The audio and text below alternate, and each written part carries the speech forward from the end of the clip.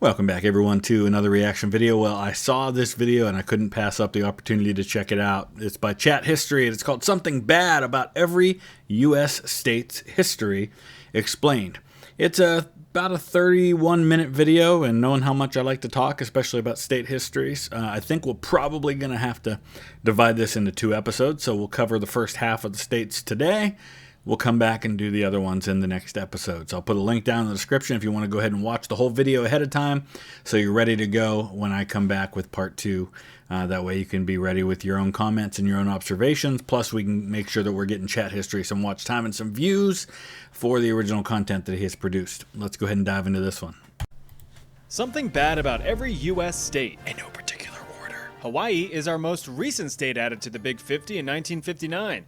The U.S. government had their eyeballs all over the little group of islands as a strategic military outpost in the 1800s, not to mention the sugarcane plantations. Freedom forbid any smelly European or Asian countries get their grubby paws on it, so with that That's a great point he makes, because as we talked about in the McKinley video a couple days ago, 1890s, this is an age of imperialism, and Europeans are gobbling up what they can, including islands and bases in the Pacific Ocean, because navies are thinking about projecting their power on the world stage, and the U.S. is getting involved in that. And Hawaii was a very natural jumping off point for access to the rest of the Pacific for its navy.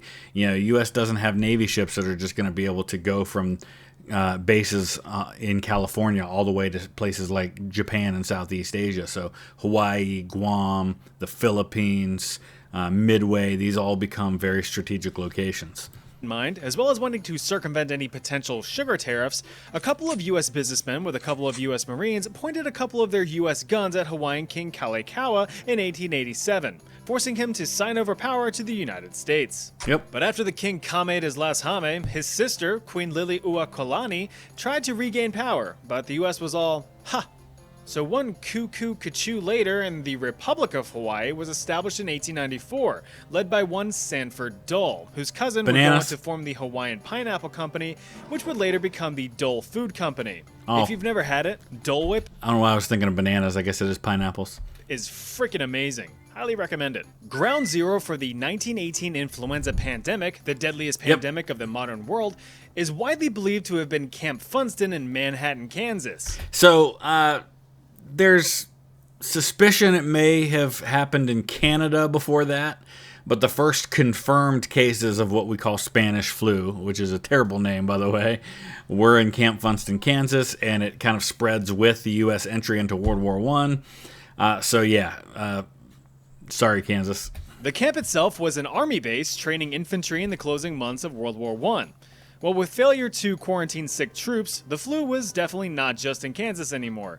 Sickly soldiers were sent overseas where they oversneezed in Europe, spreading the flu worldwide. Yep. By the end of the pandemic around 1921, roughly 500 million people around the globe had been infected, with death toll estimates ranging from 50 to 100 million poor souls. Yeah, this is something like 2% of the entire world's population. I mean, we think that the recent pandemic killed a lot of people, not even close to the levels in terms of percentages. July 16th, 1945 saw the detonation of the world's first nuclear weapon at the Trinity Nuclear Testing Site in the Jornada del Muerto Desert in New Mexico. I need to get there. The successful detonation was the catalyst for the construction of the 2 atomic bombs that were dropped on Japan towards the end of World War II. It's just a shame that thousands of New Mexico locals were never warned about the testing because they caught some heavy radiation dosages. Between the years of... I don't think it was all that bad. I'm not sure of that being a big issue, because you got to remember, this was by later standards with the hydrogen bombs that we're going to create a few years later. I mean, the Trinity bomb was pretty small, and the amount of radiation that was released was relatively harmless. I mean, you wouldn't have wanted to stand at ground zero, but the guys who watched it up close didn't suffer too much from it, so I doubt a lot of residents were. 1948 and 1975, the Aberdeen Proving Ground facility in Aberdeen, Maryland. That's, by the way, that's right up in this area. I've actually, that's where Cal Ripken Jr. is from. I spoke at the middle school in Aberdeen. I've spoken at schools in Aberdeen, Maryland and Aberdeen, South Dakota. Kind of weird. Hosted a wealth of unethical human experiments on U.S. Army soldiers. About 7,000 soldiers were experimented on, all without informed consent, meaning that they had no idea what they were getting into. The men were exposed to over 250 different chemical weapons, including mustard gas, deadly nerve agents, and psychoactive substances for the sake of researching effects, preventative measures, and medical treatments. The mustard gas one seems kind of weird to me because we had plenty of data on what mustard gas did because it was widely used on the Western Front in World War I. Despite the lethality of some of these substances, dosages were low enough where no deaths were reported. These are getting dark really quick. So here's a silly one. The Aroostook War of 1838 was a bloodless armed standoff between American and British Canadian lumberjacks. While they slept all night and worked all day, there was a disagreement about where the U.S. Canadian... I'm a lumberjack. Yeah, that's nice little reference to that there. Border actually was. So both sides, eager to chop into the Aroostook River Valley's supple, sappy trees, got into a bit of a kerfuffle. Troops were deployed, but no shots were fired and no lives were lost. We had some interesting conflicts with the British during this time over the borders. Instead, everyone skipped and jumped home to cut down trees on their respective sides. The 1974 super outbreak was one of the most intense tornado outbreaks in recorded history, with 147 separate tornadoes formed in a 25-hour period across 13 states. Yeah, one of them, the one we know about really well here in Ohio, hit Xenia, Ohio, which is down around the Dayton area. Horrible. I think it's our deadliest tornado in history. It was part of that outbreak. With Indiana being hit the hardest. 47 fatalities, 1,000 injuries, and hundreds of millions of dollars in damages were reported. That blows. Just slightly west of Virginia is West Virginia, home to the worst mining disaster in the history of the United States, so far. On December 6, 1907, the Fairmont Coal Company's number 6 and number 8 mine shafts in the town of Monongah went kablooey. Two separate methane explosions instantly killed hundreds of workers in the mines and trapped any of those fortunate enough to survive, but their luck quickly ran out. The combined blast collapsed most of the existing cave structure and the ventilation shaft, blocking off fresh air and building up toxic gases which suffocated the trapped miners. The lack of any safety standards or respiratory safety equipment made rescue attempts hopeless. Only 5 men managed to be saved, with 362 lives lost. The tragedy sparked public outcry for stricter safety standards, and in 1910, the US government established the Bureau of Mines with the goal of reducing mining accidents, though it had been a few decades before any safety standards would be enforced. I was going to say, in doing family history research, I've researched a lot of mining accidents. I grew up in a town called Mineral Ridge, Ohio, which was all about coal mines. We had coal mines under our house. We had mine shafts in our backyard. Occasionally, there'd be like a sinkhole that would open up from one of the mine shafts collapsing. And so it was a big part of our community, and deaths were a regular thing. But especially in places like Pennsylvania, Eastern Kentucky, West Virginia, where there were a lot of coal mines, even into the 20th century, this was a regular thing. And I come from a lot of coal miners in my own family. We talked about this the other day, about how deadly work was and up until recent times, and even it still is. But I mean, this is not that long ago. These are like grandparents and great-grandparents to people who are alive that dealt with some of this stuff. Bet you don't yearn for the mines anymore, do you? In 1879, members of the Osage Native tribe struck oil on their reservation. Oh, if you haven't seen the movie Killers of the Flower Moon, I think that's what it's called, check it out. That is a dark part of history, and that's what this is about. The U.S. government did what it does and quickly swooped in to establish oil production and paid out royalties to the members of the Osage tribe, catapulting them to astronomical levels of wealth. And that's when the mysterious deaths started. You see, Congress, not believing that the natives were capable of managing their wealth by themselves, appointed American businessmen and lawyers to look after their finances as legal guardians. Well, throughout the 1920s, some of these guardians began the systematic murder of 60 Osage natives in order to inherit their wealth. Yeah, they would bring in white people who would come in, marry into these families, and then they'd start killing the members of those families so that the white people would inherit the wealth. It was really awful stuff. With all of the stuff that has been done to Native Americans in this country, this ranks up there with some of the worst. Formal investigations were launched, becoming one of the first major investigations conducted by the FBI. If you want to read more about this, I highly recommend the book Killers of the Flower Moon. Yeah. There was also a film adaptation done recently, but it apparently wasn't as good. It's a pretty slow, really long movie, but it still tells the story, I think, in such a way that it's got Leonardo DiCaprio, Robert De Niro, some others in it. Louisiana. In the early 1900s, there was a plethora of invasive water hyacinths just gunking up the local rivers, not to mention a pervasive meat shortage. So in order to feed two birds with one stone... I like the little Blue Jay reference here. I mean, it definitely looks like the Blue Jay thing.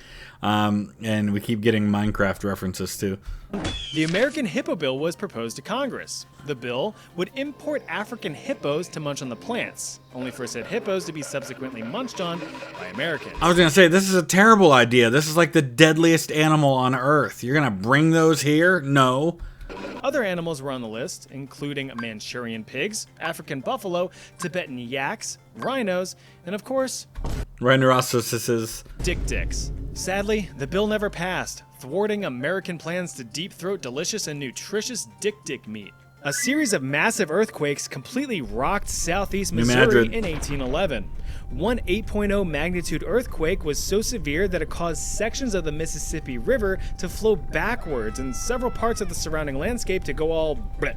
And the Mississippi River changes course regularly. Vicksburg, Mississippi is a classic example of this, where it used to go, it's not anymore. Anytime there's flooding and then the flood recedes, sometimes the waterway changes.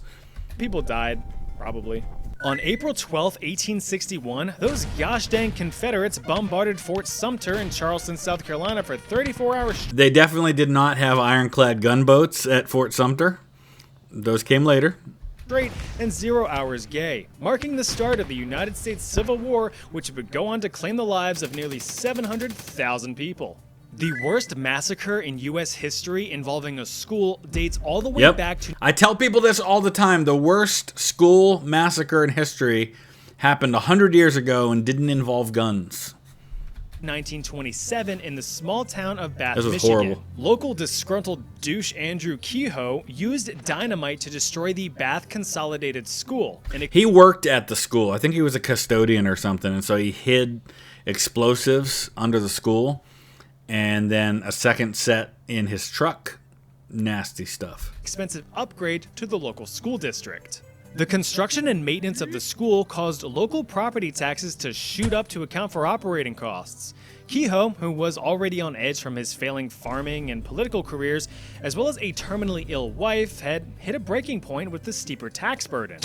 Over the course of several months, Kehoe had managed to purchase multiple crates of dynamite, something typically used in farming at the time for stump and boulder removal, and hid them throughout the school. On the morning of May 18th, 1927, the dynamite was detonated, killing 38 in the process and injuring dozens more. While the chaos ensued, Kehoe had murdered his wife, destroyed his own farm, and drove to the school with his truck packed with more dynamite. Yep. He parked his car in front of the school and detonated the truck. He did that after first responders had arrived, and so, you got people like paramedics and things like that, police showing up, and then he blows up the truck, killing himself in the process. Taking himself and a few bystanders out with him. Luckily, though, a second hoard of dynamite within the school failed to detonate, preventing further loss of life. This single tragedy had claimed a quarter of the town's children. California, the United States' sweaty ass crack, boasts the largest economy in the country, which is perfect, because that's what they need to constantly fund relief efforts for the thousands of wildfires each year burning millions of acres. In 2020 alone, California saw over 9,600 wildfires with almost 4.4 million acres reduced to char. I haven't been to California many times, but every time I've been there, I've seen wildfires in the distance at some place or another. I spent a week in Southern California, speaking at a school in Pomona outside of Los Angeles, and there were like 3 different wildfires I could see from my hotel. Do better. get wetter. Extremely heavy and frequent rainfall in 1926 through 1927 culminated in the Great Mississippi River Flood of 1927. The Big Ol' River traveled across the land, flooding far and wide through several states including Arkansas, Louisiana, Tennessee, and of course, Mississippi. Around 500 souls were washed away and several hundred thousands of people were displaced from their homes, resulting in upwards of $10 billion in damages. The U.S.-Dakota War of 1862 in Minnesota resulted in the largest public execution in United States history. The people of the Dakota Native American tribe were pretty darn pissed as incoming settlers sought to manifest their destiny across the Midwest. So, because of what was going on with the American Civil War, a lot of people don't focus on other things that were happening. Manifest Destiny did not stop just because the American Civil War was going on. You had fighting going on the frontier. Guys like John Pope, who was a Union general, loses the Battle of Second Bull Run, and then he's sent west to go fight the Native Americans out there. And a lot of generals were involved in those things. And they passed the Homestead Act, which is a bill that it's a domestic policy bill in the middle of the Civil War about helping settlers be able to claim land in the newly acquired territories. So that stuff was not stopping just because the war was going on. After constant displacement and being on the brink of starvation due to poor farming and hunting conditions, the Dakota had just about enough.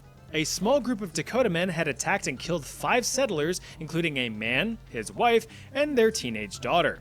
This escalated into a small uprising which was stomped out by the U.S. Volunteer Army over the course of about a month and a half. Over 350 U.S. civilians were massacred, with 150 Dakota natives killed in the clash. After all was said and done, 400 Dakota men faced trial, with 303 sentenced to death, though President Lincoln did reduce this down to just 38 men sentenced for execution. These men received their short drop and a sudden stop in front of a public crowd on December 26, 1862. Since 2007, over 20 detached and decayed human feet have been washed ashore along the coast of the Salish Sea in northeastern Washington. The feet have been found in various shoes, supposedly protected from additional predation from scavengers. Several of the feet have been identified as remains of missing people or those suspected of ending their own life within the area. Pretty sad, but hey, free shoes. In perhaps the worst lapse of judgment in the history of mankind, the city of Cleveland, Ohio organized Balloon Fest in 1986. The goal of the event was to break a world record of most balloons released simultaneously, but I guess no one realized that balloons don't rise in perpetuity. Shortly after the release of over 1.5 million inflatables, a storm system promptly blew the elastic spheres back to Earth, blanketing the city and polluting Lake Erie. I don't know. I feel like, granted, he's going for things that people don't know much about in some of these cases, right? I didn't know about this, and I'm from Ohio. I'm from Northeast Ohio. We've had some pretty ugly... I mean, I'd probably put my money on the Gnadenhutten massacre as far as ugly parts of Ohio history. I think they pronounce it Gnadenhutten now, but it's Gnadenhutten. That's how it should be in German. We did a video on that. That's what I'd put my money on for worst thing in Ohio history. Airplanes were grounded, fishermen went missing, waterways became clogged, and many lawsuits were issued. Look at that. The cleanup cost the city of Cleveland over $5 million. The people of Oregon really hate it when you pronounce it as Oregon. So I've experienced.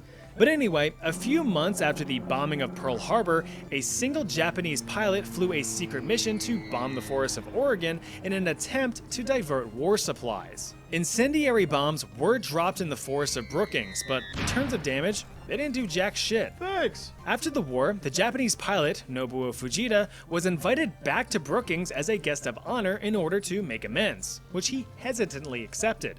As a formal apology for his actions, Fujita presented the city his family heirloom katana, one passed down across 400 years, which is still on display in the Chetco Public Library to this day.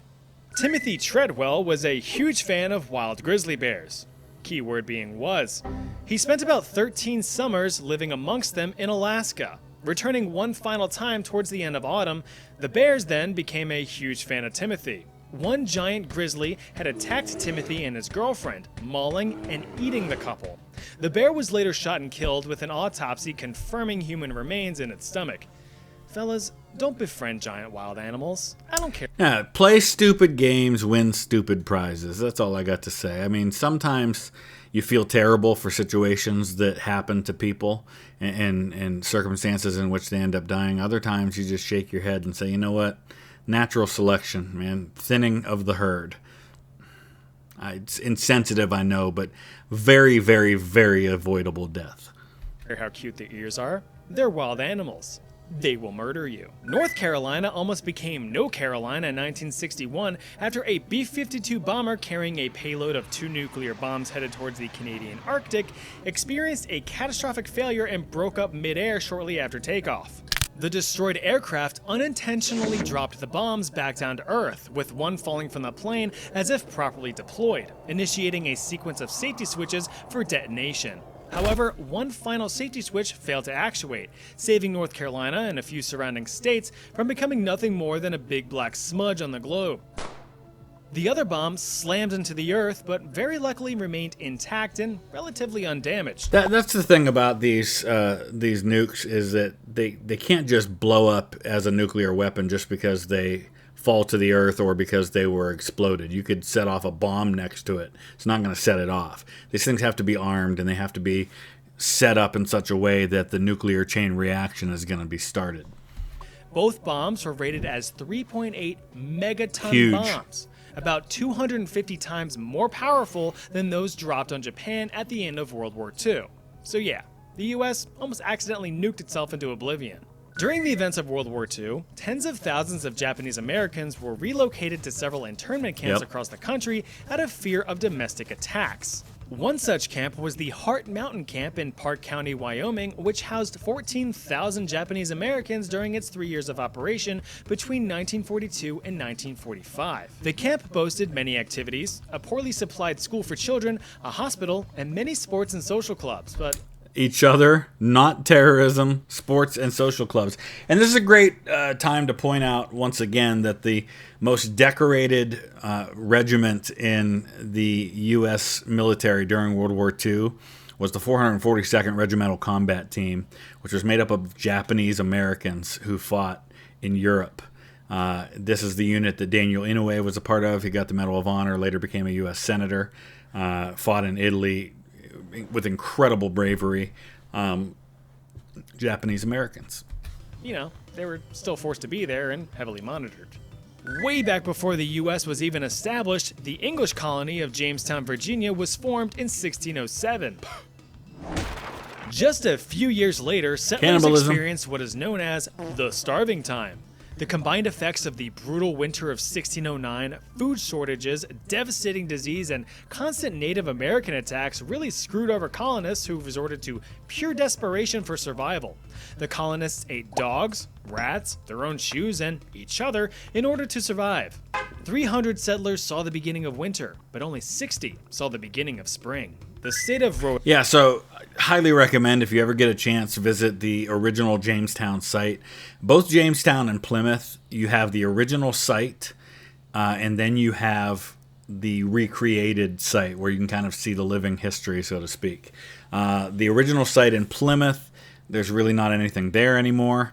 The original site in Jamestown, a good bit of it is still there. A little bit of it's in the water now because of erosion, but you can see the outline of where the original buildings were.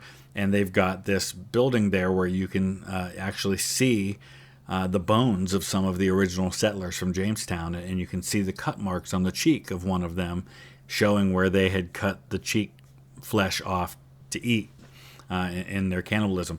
They were trying to hide how bad things were. So they didn't go outside of the fort to bury people. They buried them within the fort.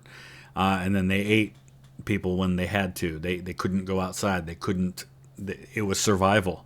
And when 80% of you die, the other 20% are going to do whatever they have to do to survive. Rhode Island saw around 1,000 slaving voyages between the 18th and 19th century, bringing in an estimated 100,000 slaves to the Americas. Yeah, but listen, if we're going to do that, then we need to talk about South Carolina, where something like half of all the enslaved people who were brought to the colonies came through Charleston. The year 1919 saw the occurrence of the Elaine Massacre in Hoopsburg, Arkansas. About 100 African American sharecroppers demanded fairer pricing for their cotton crops as they were frequently underpaid for their labors. During a meeting, which was protected by armed guards, 2 white men rolled up to find out what all the hullabaloo was about. After a brief struggle, some shots were fired, though it's unknown who shot first. One of the men died, the other injured. Well, word got out about the event being a supposed uprising being planned by the black community. In response, several locals and hundreds of US troops were deployed to put an end to the so-called rebellion, resulting in the cold-blooded murder of over 200 African Americans in the area. In 1903, residents of Van Meter, Iowa reported sightings of a strange bat-like humanoid figure for several nights. Dubbed the Van Meter Visitor, the bat-human-dinosaur hybrid monster thing possessed big old flappy wings, sharp claws, and an eerily glowing horn on its melon. Many credible witnesses attested the sightings, and locals, in true American fashion, shot at the creature in an attempt to kill it. Of course they did. Of course they did. It supposedly escaped into a nearby abandoned mine and was never seen again. All right, we're going to wrap it up right there. That one I need to know a little more about. So before we finish this up, we're going to take a look at some info on that one.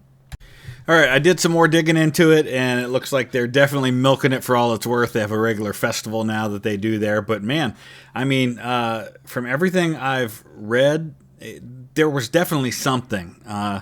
It definitely seems like something was there. And you know, occasionally there are these kinds of sightings of things that seem like maybe they're otherwise unknown creatures. There are definitely creatures out there. You know, the jungles of Congo, deep in the water, different places that we probably haven't identified yet. Some species of some things. And this could be maybe something like a creature that led to the myths about dragons that came up later. Somebody just didn't invent the idea of a dragon. They probably at some point saw something that became what we identify as dragons today. So maybe this is one of those species. I don't know. Interesting stuff. If you know more about it, let us know in the comment section below. We'll come back with the next episode next time. In the meantime, let me know what you would add on the states that we already talked about. What do you think should have been the thing that was mentioned for that particular state? Thanks for watching.